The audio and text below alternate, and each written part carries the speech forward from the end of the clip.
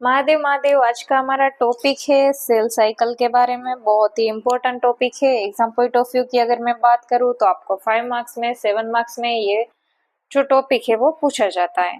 तो cell cycle के बारे में हम आज देखेंगे कि कितने फेजेस है सेल साइकिल में, और फिर हमारे ह्यूमन सेल में कितना टाइम लगेगा।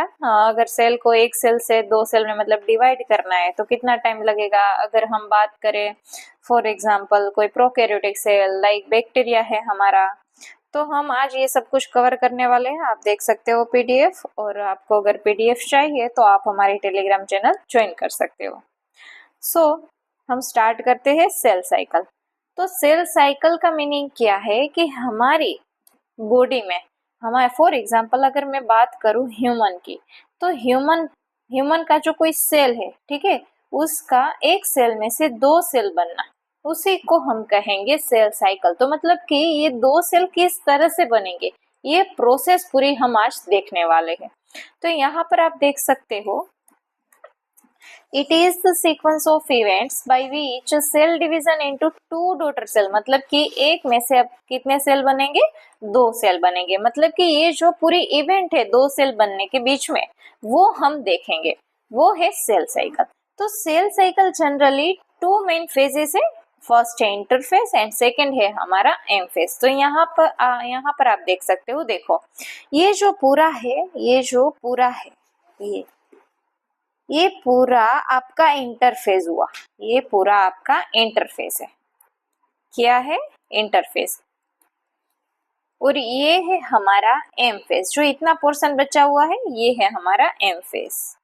यहाँ पर आप देख सकते हो ये है हमारा एम फेस। तो मतलब कि यहाँ पर आप देखो ये है हमारा इंटरफेस जो इतना कवर कर रहा है, और फिर है हमारा एम फेस जो इतना कवर करेगा। ठीक है, तो आपको अब समझ में आ गया। यहाँ पर आप देख सकते हो कि इंटरफेस को हमने फिर से डिवाइड किया है G1 phase, S phase and G2 phase में। G1 phase, S phase and G2 phase में। तो ये जो G1 फेज है, S फेज है, G2 फेज है, उसमें क्या होगा, देखो नाम इंटरफेस है, लेकिन यहाँ पर जो सेल है वो रेस्टिंग स्टेज में नहीं होगा। 95% टाइम तो ये हमारा इंटरफेस ही कंज्यूम कर जाएगा। सिर्फ और सिर्फ 5% है वो हमारा कौन लेगा टाइम, एम फेज लेगा। फॉर एग्जाम्पल मैं बात करूं ह्यूमन सेल की, तो ह्यूमन को एक सेल में से दो सेल में डिवाइड होने के लिए 24 आवर लगेंगे, 24 घंटे लगेंगे। तो उसमें से अगर मैं बात करूं तो 23 घंटे 23 आवर तो ये क्या होगा, इंटरफेस में ही स्पेंड करेगा। और लास्ट 1 आवर में क्या होगा, एम फेज होगा, मतलब कि एक्चुअल सेल डिवीजन होगा। ठीक है, इतना पता चल गया। देखो अब आप, the period of actual division visible mitosis is called M phase. ठीक है, जो विजिबली आपको पता चले कि अब डिवीजन हो रहा है वो कहाँ होगा, एम फेज में। तो यहाँ पर आप देखो, the interphase is the time in which cell preparing for division by undergoing cell growth and DNA replication. मतलब कि इंटरफेज में क्या होगा, सेल प्रिपेयर करेगा अपने आप को एक सेल में से दो सेल में डिवाइड करने के लिए। ठीक है, द इंटरफेज इज फर्दर सब divided into G1 phase, S phase and G2 phase, जो यही हमने देखा। ठीक है, इंटरफेज में कौन कौन से है, G1 फेज है, S फेज है एंड G2 फेज है। तो G1 फेज में क्या होगा, G1 फेज में आपका सेल है इज मेटाबॉलिकली एक्टिव होगा एंड ग्रो साइटोप्लाज्मिकली। ठीक है, यहाँ क्या मेटाबॉलिक, G1 फेज में मेटाबॉलिकली जो आपका सेल है वो एक्टिव होगा। एस फेज में आपका जो डीएनए है वो डबल होगा। एस फेज में क्या होगा, डीएनए सिंथेसिस होगा, जो आपका डीएनए है वो डबल होगा। एंड G2 फेज में जो भी सेल को रिक्वायर्ड है कोई प्रोटीन, जो भी सेल डिवीजन के लिए, तो वो सारे प्रोटीन है। फिर अगर हम बात करें कोई ऑर्गेनेल्स की तो वो डुप्लीकेट होगी। ठीक है, तो यहाँ पर आप देख सकते हो। फिर है एक टर्मिनोलॉजी है, वो है क्विसेंट फेज। क्विसेंट फेज का मीनिंग क्या है, क्विसेंट फेज का मतलब कि कोई सेल है, फॉर एग्जांपल मैं बात करूं हार्ट सेल की, तो हार्ट सेल है वो क्या करेगी, G0 फेज में चला जाएगा। G0 फेज का मतलब क्या है कि सेल है वो मेटाबॉलिकली तो एक्टिव है, लेकिन वो एक सेल में से दो सेल में डिवाइड नहीं होंगे। वो कहाँ चले जाएंगे, G0 फेज में चले जाएंगे, तो उसे हम कहेंगे क्विसेंट फेज। ठीक है, इतना पता चल गया। देखो अब क्या है, cells that don't divide enter into G0 state, मतलब कि G0 स्टेट में अगर सेल चला जाएगा तो वे डिवाइड नहीं होगा। लेकिन अगर ये मेटाबॉलिकली एक्टिव है, लेकिन अगर उसको डिवीजन करना है तो वो फिर से सेल साइकिल में एंटर कर सकता है। Approximately 95% of the cell cycle is spent in interphase. देखिए मैंने आपको बताया कि फॉर एग्जांपल ह्यूमन सेल की अगर मैं बात करूं तो 24 घंटे लगेंगे, उसमें से 23 घंटे तो इंटरफेज में चले जाएंगे, सिर्फ 1 आवर कहां पर होगा, एम फेज में। एम फेज कितना टाइम लेगा, 1 आवर का। और ये जो टाइम है वो वेरी करता है species to species. Okay, the length of all phases of the cycle is variable. The greatest variation occur in the duration of G1. In most cells, the whole of M phase takes only about an hour. जो मैंने आपको बताया, ठीक है, कि M phase में बहुत ही कम time लगेगा। इंटरफेज है, interphase also called the resting phase, ठीक है, लेकिन ये रेस्ट में नहीं जाता है, ये सेल मेटाबॉलिकली एक्टिव होता है, ठीक है, और प्रिपेयर करता है सेल को कि एक सेल में से 2 सेल में डिवाइड करने के लिए। फॉर एग्जांपल एस फेज में डीएनए सिंथेसिस होगा, ऑर्गेनेल्स डबल होगी, ठीक है। देखो आप यहाँ पर, it's a very active phase during which the cell is preparing for division by undergoing both cell growth and DNA replication. During S phase क्या होगा, डीएनए रेप्लिकेशन होगा। फिर क्या है, if the initial amount of, देखो यहाँ पर S phase में क्या होगा, डीएनए का रेप्लिकेशन होगा, तो डीएनए है, ठीक है, वो क्या हो जाएगा, डबल हो जाएगा। लेकिन आपको याद क्या रखना है कि if the initial amount of DNA, for example उसको हम डिनोट करेंगे 2C, फॉर एग्जांपल पहले 2C है डीएनए, उसके बाद क्या होगा कि एस फेज में इसका डुप्लीकेशन हुआ, तो मतलब कि उसका अमाउंट है वो भी बढ़ जाएगा, मतलब 2C में से अब कितना हो गया, 4C, डबल हो चुका है, ठीक है, अमाउंट डबल हो चुका है। ये याद रखो, आप टर्मिनोलॉजी को पकड़ो कि अमाउंट डबल हुआ है, मतलब कि पहले 2C था, फिर हुआ 4C, डबल हुआ। There is no increase in the chromosome number, chromosome के नंबर में कोई चेंज नहीं हो रहा है। अगर 2n है तो वो 2n ही रहेगा। फॉर एग्जाम्पल अगर मैं बात करूं, ये एक थ्रेड है डीएनए का, बराबर, तो हम यहाँ पर उसकी कॉपी बनाएंगे। क्या बनाएंगे, हम उसकी कॉपी बना रहे हैं, मतलब कि जो डीएनए है वो 2n का 2n है, लेकिन यहाँ कंटेंट है, अमाउंट है, वो डबल हो चुका है, ठीक है। फॉर एग्जाम्पल ये देखो, ये आपकी क्रोमेटिड है, तो ये आपकी सिस्टर क्रोमेटिड है, तो मतलब कि यहाँ जो अमाउंट है वो डबल हुआ है, नहीं कि जो सेल है वो डिप्लॉयड है तो मतलब डिप्लॉयड ही रहेंगे, 2n है तो 2n ही रहेंगे, ठीक है। क्रोमोसोम तो नंबर है वो सेम रहेंगे। यहाँ पर आप देखो, तो M phase starts with the nuclear division corresponding to the formation of daughter nuclei usually ends with the division of cytoplasm। अब हम बात करेंगे एम फेज की। तो एम फेज में क्या है कि एम फेज में जाएगा सेल तो पहले तो न्यूक्लियस डिवाइड होगा। फॉर एग्जाम्पल ये आपका सेल है, ठीक है, और ये सेल का न्यूक्लियस है, तो पहले तो 2 न्यूक्लियस बनेंगे एंड देन फिर जो साइटोप्लाज्म है उसका डिवीजन होगा।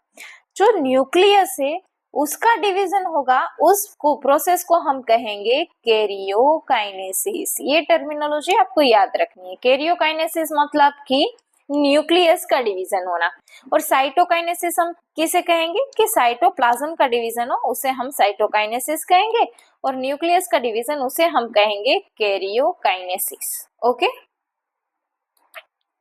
फिर हम बात करेंगे मैकेनिज्म ऑफ सेल डिवीजन। तो cell division generally mitosis and meiosis 2 types के सेल डिवीजन है, ठीक है। हम यहाँ माइटोसिस देखेंगे। मियोसिस जनरली कहाँ देखने को मिलता है कि जब हम गेमेट फॉर्मेशन करना हो, जब हमारी बॉडी गेमेट फॉर्म करती है तब मियोसिस होता है, और जनरली जो सेल डिवीजन होता है वो माइटोसिस होता है, ठीक है। तो यहाँ पर देखो 1 डिवीजन होगा, यहाँ पर 2 डिवीजन हो गए, प्रोड्यूस 2 डॉटर सेल बनेंगे, यहाँ 4 डॉटर सेल बनेंगे। क्रोमोसोम नंबर यहाँ पर सेम रहेंगे, यहाँ पर हाफ हो जाएंगे। यहाँ ग्रोथ एंड रिपेयर के लिए जनरली माइटोसिस होता है, और जब मियोसिस होगा वो किसके लिए होगा, गैमेट फॉर्मेशन के लिए। क्यों, क्योंकि एक मदर का गैमेट आएगा, फादर का गैमेट आएगा, इसीलिए यहाँ पर जो क्रोमोसोम के नंबर है वो हाफ हो जाते हैं। तो हाफ है वो मदर से आया और हाफ है वो फादर से आया, तो मतलब कि यहाँ आपका जो क्रोमोसोम नंबर है वो 2n रहेगा। ठीक है, हम यहाँ बात करेंगे माइटोसिस की। क्यों? क्योंकि हम यहाँ ग्रोथ एंड रिपेयर में जो सेल डिवीजन होगा उसके बारे में हम बात कर रहे हैं। तो देखो यहाँ पर mitosis, parent cell divides to form two genetically identical daughter cells with the same chromosome number. Stage of M phase, यहाँ पर हम एम फेज के स्टेज देख लेते हैं। तो पहले तो मैंने आपको बता दिया कि 2 स्टेज है, पहला तो न्यूक्लियर डिवाइड होगा एंड देन फिर साइटोप्लाज्म डिवाइड होगा। तो यहाँ पर पहले न्यूक्लियर डिवाइड होगा तो उसके भी 4 फेज है न्यूक्लियर डिवीजन के, prophase, metaphase, anaphase and telophase. Prophase, metaphase, anaphase and telophase. पीमेट आप याद रख सकते हो, पीमेट। ठीक है, देखो कैरियोकाइनेसिस फर्स्ट स्टेज है हमारा प्रोफेज। तो प्रोफेज में क्या होगा बेटा कि first stage of mitosis in which chromosomes become visible and the mitotic spindle begins to form. यहाँ पर क्या होगा, जो माइटोटिक स्पिंडल है, फॉर एग्जाम्पल मैं बात करूं, स्पिंडल फॉर्मेशन स्टार्ट होगा, ये सेल है और ये सेल का न्यूक्लियस है। फॉर एग्जाम्पल यहाँ पर मतलब न्यूक्लियस नहीं रहेगा, कुछ इस तरह से आपको आपका जो डीएनए है वो है, और यहाँ पर स्पिंडल फाइबर है वो यहाँ से यहाँ आने, फॉर एग्जाम्पल यहाँ पर है तो ये सेंटर में आ जाएगा, ये स्पिंडल फाइबर एक यहाँ आएगा और एक यहाँ पर आ जाएगा, मतलब मूव करना स्टार्ट करेगा।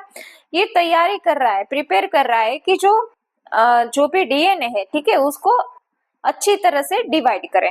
ठीक है, तो यहाँ पर देखो chromatin condense into visible chromosome, यहाँ पर क्रोमोसोम विजिबल क्रोमोसोम में कंडेंस हो गए। Each chromosome consist of 2 sister chromatid. यहाँ पर आप देख सकते हो कि एक सिस्टर क्रोमेटिड है और यहाँ पर दूसरी सिस्टर क्रोमेटिड है। ठीक है, और ये सिस्टर क्रोमेटिड किससे ज्वाइन होगी, सेंट्रोमियर से। तो न्यूक्लियोलस डिसअपियर हो जाएगा। ठीक है, इसीलिए मैंने डिसअपियर कर दिया, पहले मैंने आपको ऐसे राउंड फॉर्म में बताया था। ठीक है, the nuclear envelope break down in allowing spindle fibers to interact with chromosomes। क्या होगा आप कि न्यूक्लियर एनवेलप है वो ब्रेक डाउन होगा और ये स्पिंडल फाइबर है इंटरेक्ट विथ करेगा क्रोमोसोम के साथ। And centrosomes move to opposite pole. मैंने आपको बताया ना कि सेंट्रोसोम है, ये सेंट्रोसोम है, फॉर एग्जांपल ये सेंट्रोसोम है, ये मूव करेगा यहाँ। ठीक है, ऑपोजिट पोल के पास मूव करेगा। The mitotic spindle start forming from microtubules, मतलब कि माइटोटिक स्पिंडल है वो स्टार्ट करेगा फॉर्मिंग फ्रॉम माइक्रोट्यूब्यूल्स। यहाँ पर आप देखो मेटाफेज में आपको अच्छे से पता चल जाएगा कि ये देखो यहाँ पर मूव हो चुका है। ठीक है, तो यहाँ देखो आप मेटाफेज में chromosomes align at the centre of the cell. Metaphase में क्या होगा कि जो क्रोमोसोम है वो क्या करेगा, अलाइन करेगा जो सेंटर लाइन है। It's called the metaphase plate. इसे हम क्या कहेंगे बेटा, मेटाफेज प्लेट कहेंगे। क्या कहेंगे, मेटाफेज प्लेट। मेटाफेज प्लेट में क्या होगा कि जो भी ये क्रोमोसोम है वो एक लाइन पे आ जाएंगे। ठीक है, sister chromatids are attached to spindle fibre. यहाँ पर आप देख सकते हो ये है हमारे स्पिंडल फाइबर, ये क्या है, स्पिंडल फाइबर है। वो अटैच करेंगे, कहाँ अटैच करेंगे, ये जो हमारा क्रोमोसोम है उसके साथ अटैच करेंगे। Sister chromatids are attached to spindle fibres from opposite poles. Cells check whether every chromosome is properly attached. और सेल क्या करेगा, चेक करेगा कि every chromosome is properly attached और नॉट। ओके, फिर है हमारा एनाफेज। एनाफेज में क्या होगा, जो पहले यहाँ पर आप देखो यहाँ सिस्टर क्रोमेटिड थी लेकिन यहाँ पर सेपरेट हो चुकी है हमारी सिस्टर क्रोमेटिड। ठीक है, एनाफेज में क्या होगा, सेंट्रोसोम है स्प्लिट होगा, सिस्टर क्रोमेटिड सेपरेट हो जाएगी। Each chromatids become an independent chromosome and chromosome move toward opposite pole। देखो यहाँ पर opposite poles पर मूव कर चुके हैं अब। और टेलोफेज में क्या होगा, 2 न्यूक्लियस, अब आपके 2 न्यूक्लियस बन जाएंगे। Chromosome reach opposite poles, chromosomes uncoil into chromatin and nuclear membrane reform. फिर से न्यूक्लियर मेम्ब्रेन फॉर्म हो जाएगी, न्यूक्लियस फिर से अपीयर हो जाएगा, स्पिंडल फाइबर डिसअपीयर हो जाएंगे एंड 2 डॉटर न्यूक्लियाई आपको देखने को मिलेंगे। तो यहाँ पर देखो साइटोप्लाज्म एक ही है लेकिन यहाँ पर जो न्यूक्लियस है वो आपको 2 देखने को मिले, मतलब कि यहाँ कैरियोकाइनेसिस हो चुका है, मतलब कि न्यूक्लियस का डिवीजन हो चुका है। अब होगा साइटोकाइनेसिस, मतलब कि साइटोप्लाज्म का डिवीजन होगा। ठीक है, तो यहाँ पर देखो cytokinesis divide the cytoplasm to form 2 separate daughter cell, मतलब कि देखो अगर एनिमल सेल है तो कुछ इस तरह से साइटोप्लाज्म है वो सेपरेट हो गए, फोरोफॉर्म होगा। ठीक है, मतलब कि बाहर से अंदर की तरफ आएगा, इस तरह से आपको साइटोप्लाज्म है वो डिवाइड होगा। और प्लांट सेल में क्या होगा, प्लांट सेल में ऑपोजिट होगा। प्लांट सेल में बाहर से अंदर नहीं आएगा, अंदर से बाहर जाएगा। क्यों? क्योंकि जो प्लांट सेल की सेल वॉल होती है, प्लांट सेल में क्या होता है, सेल वॉल होता है। सेल वॉल है वो बहुत ही रिजिड होती है, तो हम बाहर से अंदर साइटोप्लाज्म का सेपरेशन नहीं होगा। लेकिन प्लांट सेल में क्या है, ऑपोजिट है एनिमल सेल से। वो कहा किस तरह से सेपरेट होगा, अंदर से बाहर तक। ठीक है, तो ये था हमारा साइटोकाइनेसिस में, मतलब साइटोप्लाज्म का डिवीजन हुआ तो मतलब कि ऑर्गेनेल्स का भी डिवीजन होगा। ठीक है, तो ये था पूरा आज का हमारा टॉपिक। ठीक है, हमने क्या क्या देखा है आज, हमने माइटोसिस कवर किया है, हम नेक्स्ट लेक्चर में मियोसिस भी कवर करेंगे। सेल साइकिल हमने कवर करी है, जो भी G1 फेज है, S फेज, G2 मतलब कि इंटरफेज एंड M फेज हमने कवर किया है। मतलब कि जो माइटोसिस के जो प्रोसेस थे वो हमने कवर किए।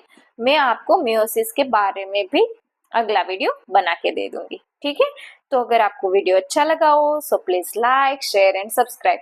अगर आपको PDF चाहिए तो आप हमारे टेलीग्राम चैनल ज्वाइन कर सकते हो, लिंक आपको डिस्क्रिप्शन में मिल जाएगी। Thank you.